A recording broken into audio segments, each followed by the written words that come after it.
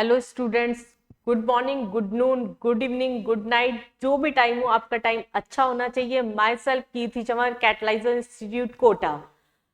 मैं आपके साथ में डिस्कस करने वाली हूँ। पहले तो मैं आपको इस वीडियो का पर्पस बता दूं। मैं आपके साथ में डिस्कस करने वाली हूँ बहुत ही इंपॉर्टेंट केमिस्ट्री में जेई एडवांस में आने वाले पैटर्न्स क्वेश्चन के चैप्टर्स, किस तरह की मार्किंग स्कीम आपकी होती है, जो एंड टाइम पे आपकी जो बचा हुआ टाइम है उसमें बहुत ज्यादा इंपॉर्टेंट है।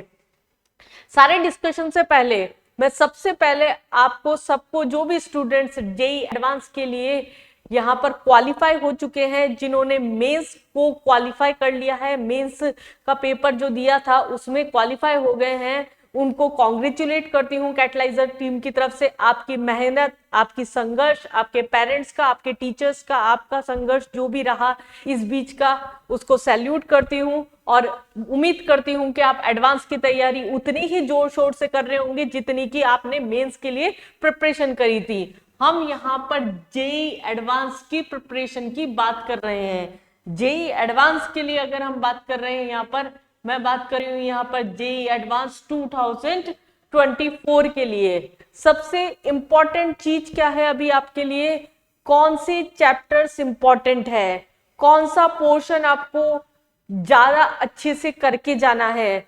कुछ पोर्शन हमारा वीक है, कुछ स्ट्रांग है। जो स्ट्रांग है उसमें से क्वेश्चन पुट ही नहीं हुआ, और जो वीक है उसमें से अगर मैक्सिमम क्वेश्चन आ गया तो हम क्या करें। तो बेसिकली हमें क्या है, अब स्मार्ट स्टडी करनी है, इस तरीके से पढ़ाई करनी है कि हम बहुत अच्छे से एडवांस के अंदर स्कोर कर सके।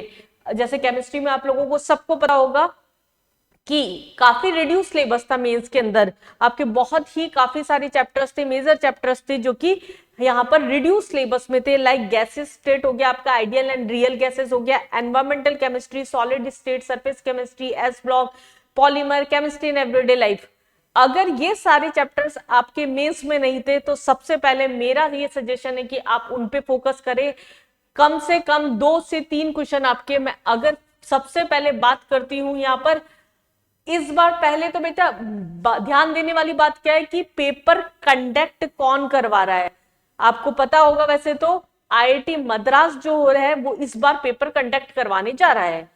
तो आपको पहले तो ये देखना होगा कि इससे पहले कब पेपर कंडक्ट कराए गए थे आईआईटी मद्रास के थ्रू, दैट इज 2017 के अंदर एंड 2010 के अंदर।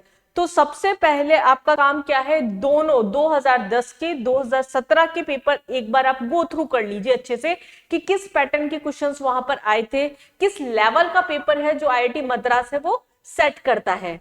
दूसरी चीज यहां पर हमारे पास में, अगर हम चैप्टर वाइज अगर केमिस्ट्री के अंदर यहां अगर हम बात करें, अगर हम चैप्टर वाइज अगर बात करते हैं तो क्या होगा यहां पर।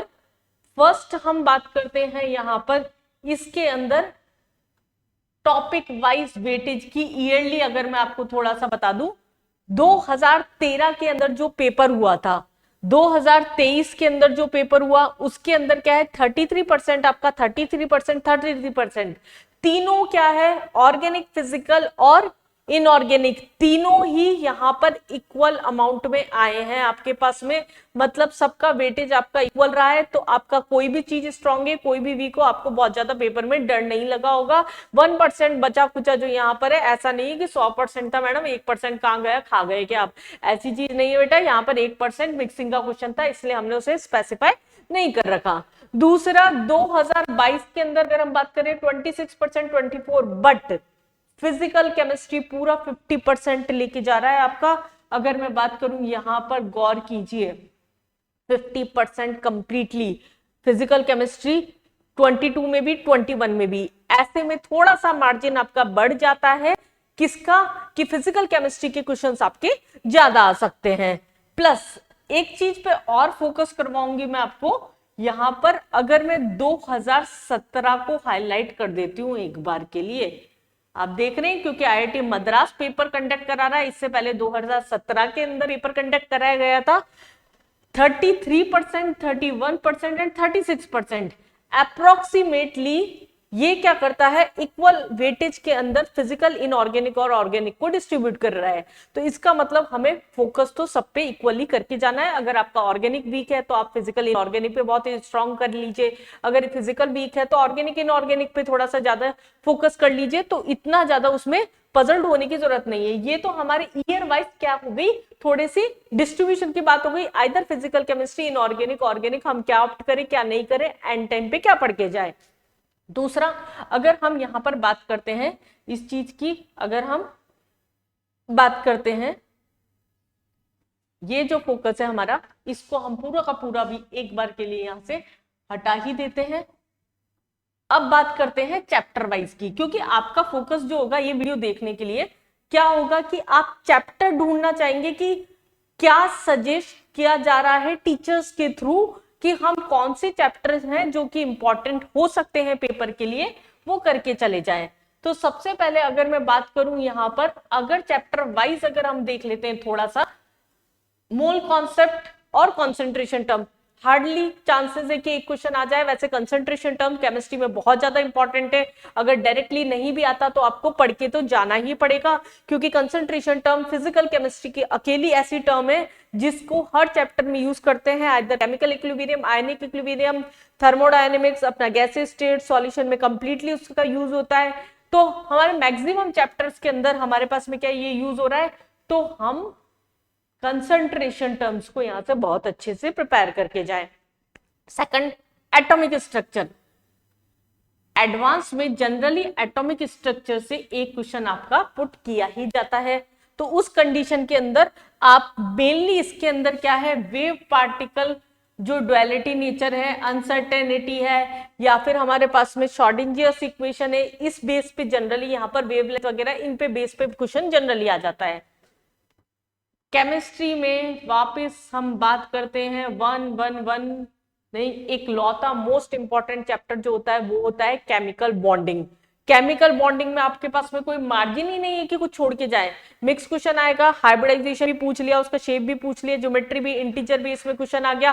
किसी भी पैटर्न के अंदर अगर हमारे पास में क्वेश्चन आ रहा है तो हम बहुत इजीली क्या है, केमिकल बॉन्डिंग के क्वेश्चंस तो कर सकते हैं।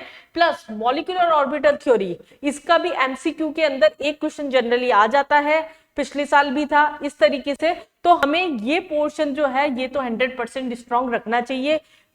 अब हम होल्ड करें थोड़ा सा, बहुत ज्यादा पढ़ रहे हैं, इतना सारा थोड़ी ना बढ़ के जाएंगे पेपर में। हम क्या करें, दूसरी चीज पे फोकस क्या करें, केमिकल इक्विलिब्रियम, आयनिक इक्विलिब्रियम और इलेक्ट्रोकेमिस्ट्री। अगर आप इलेक्ट्रोकेमिस्ट्री करके जा रहे हैं, केमिकल और आयनिक जरूर करके चाहे साथ में, या वाइस वर्सा कंडीशन है, क्योंकि फिजिकल केमिस्ट्री के जो क्वेश्चंस यहां से पुट ऑन किए जाएंगे वो मिक्स क्वेश्चन होंगे। एडवांस का पेपर है बच्चों, मेंस का पेपर नहीं है कि सिंगल चैप्टर से क्वेश्चन आ जाए। हलवा नहीं मिलेगा आपको, चम्मच से उठाया सीधा खा लिया, नहीं बाबा, इस बार आपको मिक्स मैच चीजें मिलेगी। तो आपको थोड़ा सा दिमाग के पर्दे ज्यादा अच्छे से खोल के जाने पड़ेंगे। तो यहाँ क्या है, केमिकल और आयनिक इक्विलिब्रियम और इलेक्ट्रोकेमिस्ट्री, ये दो चीजें आपकी जो है मिक्स मैच क्वेश्चन जनरली बनाती है। और इसके साथ में ही मैं बात करूं आपकी रिडॉक्स रिएक्शन की, मैं यही मेंशन कर देती हूं, रिडॉक्स रिएक्शन भी इलेक्ट्रोकेमिस्ट्री के साथ मिक्स होके आ सकता है। ऐसा हो सकता है कोई बैलेंसिंग का क्वेश्चन हो गया, उसमें एन फैक्टर निकालने के लिए आ गया, फिर उसके बाद में फैराडे पे उस पे क्वेश्चन पूछ लिया, और फिर हो सकता है उसमें कंडक्टेंस वगैरह पे साथ में मिक्सिंग का क्वेश्चन पूछ लिया, या कंडक्टेंस के क्वेश्चन आ रहे हैं तो आपके साथ में केएसपी सॉल्युबिलिटी प्रोडक्ट और सॉल्युबिलिटी का क्वेश्चन मिक्स कर दिया गया। गिब्स फ्री एनर्जी, थर्मोडायनेमिक्स, आपका मन है करके चले जाइए, एक क्वेश्चन हो सकता है आ जाए, लेकिन मैं बहुत ज्यादा भी फोकस उस पर नहीं करूंगी, क्योंकि जिन लोगों को टाइम लगता है उसमें करने में, तो वो एक इंडिविजुअल एक थर्मोडायनेमिक्स और एनर्जेटिक्स मिला के आता है। तो हम एक बार के लिए इस चीज को भी यहां से हटा सकते हैं। तो ये तो अपने हमारे पास में फिजिकल केमिस्ट्री की स्टार्टिंग के चैप्टर्स की बात हो गई। ये अगर हम बात करें, सेकंड अगर हम बात करते हैं इसके अंदर 12th के पोर्शन की, 12th के पोर्शन में केमिकल काइनेटिक्स, मेंस में आपने अच्छे से पढ़ा होगा, बोर्ड्स में भी अच्छे से पढ़ा होगा, हो सकता है क्वेश्चन आ जाए, हो सकता है ना भी आए। तो हम इस चीज को एक बार रिवाइज तो करके जाए, इजी क्वेश्चन होगा। हम ऐसा नहीं है, पहली बात तो एडवांस में सारे क्वेश्चन टफ नहीं होते, हम बिल्कुल ये मान के नहीं चले, हम आराम से इजी क्वेश्चंस एलिमिनेट कर सकते हैं पेपर में। इसके लिए मैं वापस बोलूंगी कि सॉलिड स्टेट जरूर से करके जाए। जिन लोगों ने मेंस में पेपर में बिल्कुल टच नहीं किया था कि मेंस में तो रिड्यूस सिलेबस में है तो हम उसको छोड़ दें, बिल्कुल भी नहीं। सॉलिड स्टेट आप जरूर करके जाइए, क्योंकि सॉलिड स्टेट से फिजिकल केमिस्ट्री में क्वेश्चन आने के चांसेस बहुत ज्यादा है। एडवांस का टॉपिक बचा है वो केवल मेंस में उन्होंने लिया ही नहीं था, बोर्ड्स में हमने लिया ही नहीं था। तो ऐसे केस में इस टॉपिक से क्वेश्चन प्लस एक क्वेश्चन हमारा सरफेस केमिस्ट्री से जो होता है, ये क्वेश्चन जो होता है एमसीक्यू में, मल्टीपल चॉइस में, मैं सिंगल चॉइस भी बात नहीं कर रही हूँ। सरफेस केमिस्ट्री के क्वेश्चंस जनरली अगर आप प्रीवियस ईयर के क्वेश्चन देखेंगे तो मल्टीपल चॉइस में आते हैं। जैसे आपकी 4 करेक्ट है, 3 करेक्ट ऑप्शन है, लेकिन वहां पर बच्चों ध्यान देने वाली बात ये कि वहां पर -2 भी होता है। अगर आप मल्टीपल चॉइस में मल्टीपल सेलेक्टिव वाले क्वेश्चंस उठा रहे हैं तो आपको प्रैक्टिस इतनी अच्छी होनी चाहिए कि आपके नेगेटिव ना हो। अदरवाइज मैं सजेस्ट नहीं करूंगी ऐसे क्वेश्चंस आपका करने के लिए। सॉल्यूशन हो सकता है क्वेश्चन आए, और सॉल्यूशन के क्वेश्चन जनरली आपके हो जाते हैं, बहुत ज्यादा टफ क्वेश्चन बनने के चांस ही नहीं होते। अगर आपको कॉलिगेटिव प्रॉपर्टीज में से या वेंटर फैक्टर में से आपको क्वेश्चन पढ़ के केवल वैल्यू पुट करनी आती है तो आप बहुत इजीली इसके क्वेश्चन कर सकते हैं। ये आपका फिजिकल केमिस्ट्री की यहां तक बात हुई। हम हाइड्रोजन बहुत ज्यादा हार्डली नहीं लेंगे, मिक्स क्वेश्चन आ सकता है, हाइड्रोजन और एस ब्लॉक से मिला के कोई मिक्स क्वेश्चन आ सकता है, यहां से छोड़ दो। लेकिन अगेन पी ब्लॉक एडवांस के लिए बिल्कुल भी ना छोड़ने वाला चैप्टर है। एडवांस के लिए पी ब्लॉक आप बहुत ज्यादा अच्छे से करके जाइए। अभी तक सबसे ज्यादा वेटेज देखा जा रहा है पी ब्लॉक का। एडवांस के अंदर बहुत ज्यादा क्वेश्चंस आते हैं, ग्रुप 13 से लेकर ग्रुप 18 तक आप बिल्कुल अच्छे से गो थ्रू करके जाइए। इसको छोड़ने का सजेशन मैं बिल्कुल भी नहीं दूंगी, इसको अच्छे से पढ़ के जाइए। पी ब्लॉक हो गया। दूसरा इनऑर्गेनिक में आप coordination compound, chemical bonding, P block and coordination compound, 3 chapter अच्छे से करके जाइए। आपके इनऑर्गेनिक में बहुत अच्छे से स्कोर उठ जाएगा, कोई दिक्कत नहीं होगी। पीरियोडिसिटी आपको नो डाउट आती होगी, क्योंकि आप मेंस क्वालिफाई करते हुए आए हैं। तो ऐसा पॉसिबल ही नहीं है कि आपको इनऑर्गेनिक के अंदर पीरियोडिसिटी ना आती हो, इतना सबको आता है, ये चीज हमें भी पता है। नेक्स्ट हम बात करते हैं यहाँ पर नेक्स्ट डी ब्लॉक के बाद में। हम डी ब्लॉक तो बेसिक हो गया अपना, कोऑर्डिनेशन की मैं बोल रही हूँ। कोऑर्डिनेशन से पैराग्राफ भी आ सकता है, मैचती कॉलम भी आ सकता है आपके पास में। इंटीजर बेस्ड क्वेश्चन ऑब्वियसली बातें यहाँ से नहीं आएंगे। तो कोऑर्डिनेशन कंपाउंड जो हो गया वो फिर इनऑर्गेनिक का एक इंपॉर्टेंट चैप्टर है जो मैं बता चुकी। लेकिन आपको ज्यादा अच्छे से क्या करके जाना है इसमें, मेटलर्जी। ये हमारे पास में मेटलर्जी हो गया, ये हमें बहुत अच्छे से करके जाना है। मेटलर्जी से क्वेश्चन बता दूं मैं, होगा पेपर में। कुछ चैप्टर्स के नाम मैं बोल रही हूँ। मेटलर्जी हो गया, सॉलिड स्टेट हो गया आपका, यहाँ पर इसके अलावा सरफेस केमिस्ट्री हो गया। ये मोस्ट एक्सपेक्टेड चैप्टर्स हैं जिनसे क्वेश्चन आ सकते हैं। मेंस में रिड्यूस सिलेबस होने के कारण इसको हमने बिल्कुल भी टच नहीं कर रखा था, पर इनको चैप्टर्स को आप जरूर करके जाइए। Principle, environmental chemistry, basic concepts, ये सब आपको ऑर्गेनिक में बहुत ज्यादा, हम ऑर्गेनिक पे पहुंचे नहीं। तो बेसिकली अगर हम बात करें, आप फिजिकल केमिस्ट्री करके जाने, आयनिक इक्विलिब्रियम हो गया आपका, थर्मोडायनेमिक्स हो गया, आयनिक इक्विलिब्रियम हो गया, केमिकल इक्विलिब्रियम हो गया, इलेक्ट्रोकेमिस्ट्री, रॉक, सब मिक्स क्वेश्चन आते हैं, सबको करके जाइए, अदरवाइज मत करके जाइए। सॉलिड स्टेट इंडिविजुअल चैप्टर बनता है, उसको आप इजीली करके जा सकते हैं। सॉल्यूशन से डायरेक्ट क्वेश्चन, इलेक्ट्रोकेमिस्ट्री से, और आपका केमिकल काइनेटिक्स से, एटॉमिक स्ट्रक्चर से जनरली एडवांस में क्वेश्चन आ जाता है आपका। कंसंट्रेशन टर्म आपको डायरेक्टली नहीं आए भले ही, लेकिन आपको डायरेक्टली ना भी आने के बावजूद भी क्या होगा, आप इजीली उसके अटेम्प्ट्स देख सकते हैं कि किस किस क्वेश्चन में उसको लगाया जा रहा है। ये भी स्लाइड हम हटा देते हैं अब एक बार के लिए, हम इसको भी रिमूव करते हैं यहां से। नेक्स्ट हमारे पास में आता है अब ऑर्गेनिक केमिस्ट्री। ऑर्गेनिक केमिस्ट्री क्या बच्चों, अब ऑर्गेनिक या तो आपकी बहुत ही अच्छी होगी या ऑर्गेनिक आपकी बहुत ही बेकार होगी। क्या बोलते हैं, जनरली अगर आपने और भी थोड़ा सा रिसर्च कर रखी हो, थोड़ा सा अच्छे से R&D कर रखी हो, तो आपको पता होगी ये बात। दोनों चीजें मैं आपके सामने साथ में ही रख देती हूँ। पूरा ऑर्गेनिक केमिस्ट्री यहाँ पर, ये हमारे पास में क्या है, ऑर्गेनिक के पूरा का पूरा कोर्स है। यहाँ पर ऑलमोस्ट नॉमेनक्लेचर हम यहाँ से हटा चुके हैं अभी एक बार के लिए। आपके लिए सबसे इंपॉर्टेंट क्या बताया जाता है यहाँ पर, aldehyde ketone and carboxylic acid, that is carbonyl compound. Carbonyl compound से एडवांस के अंदर अच्छा खासा वेटेज जाता है, नेम रिएक्शंस उसके अंदर क्योंकि सबसे ज्यादा है। बट उससे पहले यहाँ क्या है, चैप्टर वाइज हमारे पास में, बट हम चैप्टर वाइज ना जाके क्या करें, इसके अंदर ध्यान दें जितने भी हमारे पास में, एक तो ओजोनोलाइसिस आपका हो गया, ओजोनोलाइसिस की जितनी रिएक्शंस होती है आप उनको बहुत अच्छे से करके जाइए। फिनॉल के अंदर यहाँ पर राइमर टाइमर कॉल्वे ये सब एस्पिरिन की प्रिपरेशन हो गई, इनको आप अच्छे से करके जाइए। इसके अलावा अगर मैं मैकेनिज्म वाइज बात करती हूँ, ऑक्सीडेशन हो गया, रिडक्शन हो गया, ग्रिग्नार्ड रिएजेंट से रिलेटेड रिएक्शंस हो गई, या फिर हम एक चीज और ले रहे हैं यहाँ पर ऑक्सीडेशन रिडक्शन ग्रिग्नार्ड रिएजेंट, ये क्या होगा चैप्टर में क्वेश्चन हो नहीं हो, ये क्या मिक्सिंग में होते हैं। एडवांस में ऑब्वियस ही बात है A to Z आना चाहिए आपको, ABCDEF आने से कोई फर्क नहीं पड़ रहा। तो ऑक्सीडेशन रिडक्शन ग्रिग्नार्ड रिएजेंट हो गया हमारे पास में, और मैं बोल रही हूँ ओजोनोलाइसिस, ये आपको मैकेनिज्म वाइज बहुत ही अच्छे से आने चाहिए, क्योंकि मैक्सिमम क्वेश्चंस में इन टॉपिक्स का यूज होता ही होता है। अगर आप पर्टिकुलर चैप्टर पढ़ के जा रहे हैं उससे क्वेश्चन नहीं बैठ पाएगा। और most important thing is, advance के क्वेश्चंस करने के लिए आपको बहुत ही अच्छे से जो टॉपिक आना चाहिए, दैट इज आइसोमेरिज्म। बच्चे सोचते हैं एक क्वेश्चन आएगा तो छोड़ जाएंगे, कौन रिवाइज करके जाए, बिल्कुल भी नहीं। आइसोमेरिज्म को छोड़ने की गलती बिल्कुल भी मत करना, क्योंकि एडवांस के अंदर इंटीजर बेस्ड क्वेश्चन आ रहे हैं, लाइक आपके पास में एडवांस में अगर इस तरह के क्वेश्चंस आ रहे हैं ABCDEFGH, एच पे रोक दिया आपको। ज्यादातर क्वेश्चंस में लास्ट में पूछा जाता है प्रोडक्ट में जो कंपाउंड बन रहा है उसमें कितने कायरल सेंटर है, उसमें प्लेन ऑफ सिमेट्री है या नहीं, सेंटर ऑफ सिमेट्री है या नहीं, जो कंपाउंड्स बन रहे हैं उसके कितने आइसोमर्स बन जाएंगे, एनोन्शोमर्स डायस्टोमर्स के नंबर कितने हैं, वहां पर रेसिमाइजेशन शो कर रहा है या नहीं कर रहा, और कर रहा है तो उसके बाद में उसका मैकेनिज्म क्या होगा।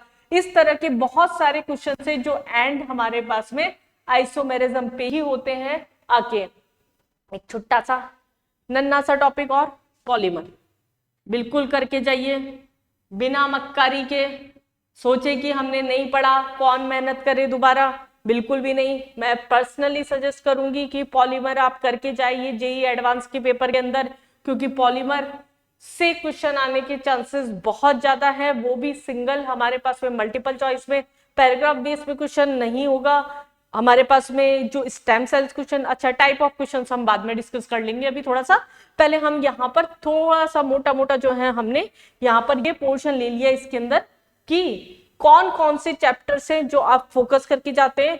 एक बार मैं जेईई एडवांस 2024 के लिए आपके इंपॉर्टेंट चैप्टर्स वापस डिस्कस कर रही हूँ। Solid state of surface chemistry, polymer, metallurgy, ये 4 चैप्टर जरूर करके जाइए। ऑर्गेनिक के अंदर oxidation reduction Grignard reagent ozonolysis का मैकेनिज्म पूरा आना चाहिए। फिर आप कार्बोनिल कंपाउंड को बहुत अच्छे से उठा के जाइए, क्योंकि मिक्स क्वेश्चन आएंगे। प्लस आइसोमेरिज्म बिल्कुल ना छोड़ के जाइए, क्योंकि आइसोमेरिज्म अगर आपने छोड़ा तो लास्ट में कितनी भी अच्छी ऑर्गेनिक आपने माज रखी हो, खेल रखा हो उसके साथ में, पर वहां पर अटक ही जाओगे। तो इसलिए बिल्कुल भी आइसोमेरिज्म मत छोड़ना। सल नीचे कर लो सर के, बिल्कुल ऐसे सुन रहे हैं आप लोग जैसे कि बहुत। बेटा ये है कि इस टाइम पे अगर आपको स्ट्रेटेजीज पता है कि यहाँ पर किस तरीके से पढ़ना है, तो फिर आपके लिए चीजें स्मूथ हो जाएगी। रिलैक्स होके आराम से सुनो, कोई दिक्कत नहीं है, पॉज ले लेके सुन लो वीडियो को, कोई दिक्कत नहीं है। तो ये हमारे पास में क्या है, कुछ ऐसे पॉइंट्स हो गए जो कि चैप्टर्स की बात हुई। मैंने इनऑर्गेनिक में आपको बोला chemical bonding coordination mix question आ सकते हैं, मैच द कॉलम आ रहे हैं, लाइक हाइब्रिडाइजेशन निकालने के लिए, शेप ज्योमेट्री निकालने के लिए एक कोऑर्डिनेट कंपाउंड होगा, दूसरा अपने पास में कोई भी पी ब्लॉक का सेंट्रल एटम दे दिया उसका कंपाउंड हो गया PCl5 मान लो, बेसिक कंपाउंड बोला है मैंने, HCF4 मान लो, प्लस दूसरे ऑप्शन के अंदर जैसे K4 ब्रैकेट के अंदर हमारे पास में हो गया FeCN6, इसका हाइब्रिडाइजेशन पूछ लिया। बॉन्डिंग और कोऑर्डिनेशन से मिक्स क्वेश्चन आ सकता है, आपको मैच द कॉलम में हो सकता है, पैराग्राफ में हो सकता है। तो आपको हर पैटर्न के लिए क्वेश्चन के तैयार होना पड़ेगा। पर अगर हमें ये पता है कि क्या क्या इंपॉर्टेंट है, तो हमारे लिए चीजें बहुत स्मूथ हो जाती हैं। फिर थोड़ा सा हम देखें, बच्चों को ये नहीं पता पड़ता कि पेपर अटेंड करते टाइम पे किस टाइप के पैटर्न के क्वेश्चंस हमें छोड़ने हैं और किस टाइप के अटेंड करने हैं। थोड़ी सी मैं मार्किंग स्कीम की बात करूं, जो मल्टीपल चॉइस क्वेश्चन है बेटा उसको ज्यादातर कोशिश करोगी करो, क्योंकि वो क्या है हमारे पास में मैक्सिमम यहाँ पर क्या है मार्क्स जो रख रही है वो क्या है 3 मार्क्स रख रही है, और पार्शियल मार्किंग वहां पर है नहीं, वो छोड़ दो, नेगेटिव मार्किंग ओनली -1 है। तो ये वाले क्वेश्चंस में हमारे सबसे नेगेटिव तो एक तो -1 है केवल, और करने के चांसेस बहुत जल्दी ज्यादा होते हैं, क्योंकि एक ऑप्शन जो सही होता है ना उसे सेलेक्ट करना बहुत ज्यादा आसान होता है। दूसरा, जो इंटीजर बेस्ड क्वेश्चंस है उनको भी आप कोशिश करिए कि आपसे अटेंड हो ही हो, क्योंकि इसमें कोई नेगेटिव मार्किंग नहीं है, कोई पार्शियल मार्किंग नहीं है, तो आपको ये वाले क्वेश्चंस भी करने चाहिए। फिर हम आते हैं यहाँ मल्टीपल सेलेक्ट क्वेश्चंस पे। यहां थोड़ा सा गड़बड़े मामला, सबसे ज्यादा बच्चों को दिक्कत करता है यही, अगर आप किसी भी क्वेश्चन में श्योर हैं या 3 ऑप्शंस के साथ श्योर हैं, फॉर एग्जाम्पल एक क्वेश्चन हमारे पास आया जिसमें चारों ऑप्शन सही हैं, आपके चारों ऑप्शन के अलावा आप केवल 3 में श्योर हैं, चौथे में नहीं है, चौथे को आप छोड़ दीजिए। 3 अगर ज्वाइन करते हैं, अगर आप और तीनों आंसर सही है तो आपको +2 मिलेगा, एक कम मिलता है, लेकिन अगर उनमें से एक भी गलत हो गया तो -2। तो अगर नेगेटिव से बचना चाहते हैं और आप बिल्कुल भी श्योर नहीं है कि आप वो अटेंड कर ही सकते हैं, या फिर आप बिल्कुल श्योर हैं कि वो सही है, तभी इस क्वेश्चन को अटेंड करें, अदरवाइज इस क्वेश्चन पैटर्न को आप वहां पर अटेम्प्ट लास्ट में करें जब आपके पास टाइम बच जाता है। स्टेम क्वेश्चंस, अब बहुत सारे बच्चे बोलते हैं अब ये क्या चीज आ गई स्टेम क्वेश्चंस। स्टेम क्वेश्चंस एक मॉडर्न एक तरह से वर्ड दे दिया है, बहुत ज्यादा कोई इंपॉर्टेंट चीज नहीं है। स्टेम क्वेश्चंस बेसिकली क्या है, आपके पास में पैराग्राफ होगा, पैराग्राफ से रिलेटेड जो न्यूमेरिकल्स होंगे वो न्यूमेरिकल्स होंगे, वो क्वेश्चंस नहीं होंगे। वो क्या होंगे, बेसिकली न्यूमेरिकली उसका आंसर आएगा और 0.2 डेसिमल में हमें उसके आंसर देने होते हैं। पहला क्वेश्चन आप सॉल्व करेंगे उससे रिलेटेड आपको दूसरा क्वेश्चन मिलेगा, दूसरा सॉल्व करेंगे उससे रिलेटेड आपको तीसरा क्वेश्चन मिलेगा। तो आप ये बहुत कर सकते हैं, क्योंकि +2 यहाँ पर है, no partial marking and no negative marking. और लास्ट में आप पैराग्राफ वाले क्वेश्चन सब बच्चे जानते हैं, स्मूथली पैराग्राफ दे रखा है, उससे रिलेटेड थ्योरी हमारे सामने, अगर आप थोड़ा कॉमन सेंस लगा के कुछ भूल जाते हैं उससे रिलेटेड आपको क्वेश्चन हो तो आप उसको इजीली अटेम्प्ट कर सकते हैं, तो ये पोर्शन भी आप उठा सकते हैं। सबसे ज्यादा आपके पास में रिस्की होता है मल्टीपल सेलेक्ट क्वेश्चंस वाला पोर्शन, जहां पे आपको -2 है। तो ये हमारे पास में सुपरफिशियल क्या हो गया, थोड़ी सी मार्किंग स्कीम वाली बात हो गई केवल। अगर हम मार्किंग स्कीम को भी अब यहां से हटा देते हैं तो ओवरऑल हम क्या बोल रहे हैं कि हम एडवांस में जो इंपॉर्टेंट पोर्शंस हैं उसको करके जाएं। केमिस्ट्री की अगर मैं बात करूं, पूरा पेपर टफ बिल्कुल भी नहीं होता, मॉडरेट लेवल के क्वेश्चंस आपको हर पेपर में मिलेंगे। इवन मैं बोलूं आपको, पेपर से घर आने के बाद में आप क्वेश्चन पेपर देखोगे ना तो आपको ऐसा लगेगा अरे ये क्वेश्चन तो जो मेंस में आया था उससे भी इजी था, लेकिन वहां पर हमारी साइकोलॉजी ऐसी सेट होती है कि हर पेपर का क्वेश्चन जो है वो टफ ही है, हार्ड ही है, एडवांस का क्वेश्चन है, स्मूथली इतना इजी तो हो ही नहीं सकता। तो इस माइंड सेट के साथ भी जाइए कि पेपर में कुछ क्वेश्चंस इजी हो सकते हैं जो आपको बहुत जल्दी से बहुत इजीली स्कोर करा दे। अगर आप बार बार एडवांस तक पेपर प्रैक्टिस करेंगे ना तो इस चीज की आपको आदत हो जाएगी कि हर सब्जेक्ट में से, फिजिक्स में से, मैथ्स में से, केमिस्ट्री में से आप है ना इजी क्वेश्चंस या मॉडरेट टाइप के क्वेश्चन जल्दी उठा लें, टफ क्वेश्चंस पे बाद में जाएं। ये कुछ की वर्ड्स होते हैं, की पॉइंट्स होते हैं जो बच्चों के माइंड में अगर हो पेपर को सॉल्व करते टाइम पे तो वो बहुत इजीली अच्छा स्कोर कर सकता है, भले ही उन्होंने मेहनत थोड़ी सी कम की हो। मैं आपको जैसे मेरी बात को रखने के लिए यहां पर एक एग्जाम्पल देती हूं। एग्जाम्पल का मतलब, जैसे हमने बोला आईआईटी मद्रास जो है इस बार पेपर कंडक्ट कर रहा है, तो हमारा काम क्या है, सबसे पहले बिना सोचे समझे 2017 का एडवांस का पेपर उठाएं, उसे सॉल्व करना शुरू करें। या तो आपका कॉन्फिडेंस बूस्टअप हो जाएगा या फिर आपको पता पड़ेगा कि हमारी लैक कहां रह रहा है, हम और क्या क्या प्रैक्टिस कर सकते हैं या किस पैटर्न के क्वेश्चन आईआईटी मद्रास ने सेट किए थे। जैसे अगर मैं इस क्वेश्चन की बात करती हूँ, ये अपना सॉल्यूशन का क्वेश्चन था, ये अपना 2017 का ही एडवांस का क्वेश्चन है। पहले तो हम ये मेंशन करके रख लेते हैं यहाँ पर। अब क्या है, क्वेश्चन पढ़ते हैं, देखते हैं क्वेश्चन हार्ड था, टफ था, डायग्राम देख के, हमें स्ट्रक्चर देख के, एक ग्राफ देख के क्वेश्चन पढ़ने का मन नहीं किया, नहीं, हम पहले एक बार स्मूथली क्वेश्चंस को पढ़ते तो हैं। Pure water freezes at 273 kelvin, गोला मार लिया, 1 बार गोला मार लिया। फिजिकल के क्वेश्चंस करने का तरीका, सबसे पहले वर्ड टू वर्ड बढ़ते जाओ, जो जो दे रखा है हाथ वाथ पेन चलाते जाओ, केवल दिमाग नहीं पेन भी चलाते जाओ। यहाँ क्या है, addition of 34.5 gram of ethanol was mixed with 500 gram of water changes the freezing point of the solution। जब हमने इथेनॉल को वाटर के अंदर डाला तो उस कंडीशन में हमारे पास फ्रीजिंग पॉइंट सॉल्यूशन का चेंज हो गया। यहां पर दे रखा है depression constant that is KF। KF पता होगा आपको, फ्रीजिंग पॉइंट डिप्रेशन कांस्टेंट होता है, दैट इज 2 दे रखा है यहां पर। आगे बोला the figure shown represented vapour pressure और टेम्परेचर के बीच में इथेनॉल का मास। वाह, चलिए आपको एक और इजी कर दिया यहाँ पर question, molar mass of ethanol भी दे दिया हमारे पास में क्वेश्चन के। यहाँ पर इथेनॉल का मोलर मास भी दे रखा है। अब क्या था क्वेश्चन में, कुछ भी नहीं था, हमें तो कुछ भी नहीं करना। यहाँ पर हमें एक तरह से TF और TB निकालना है। एक तरह से हमारे पास में क्या है, फ्रीजिंग पॉइंट TF। वैसे तो केमिस्ट्री में जनरली क्या होता है, टेम्परेचर ज्यादातर बेवकूफ बनाने के लिए दिया जाता है, पर इस क्वेश्चन में काम आ गया।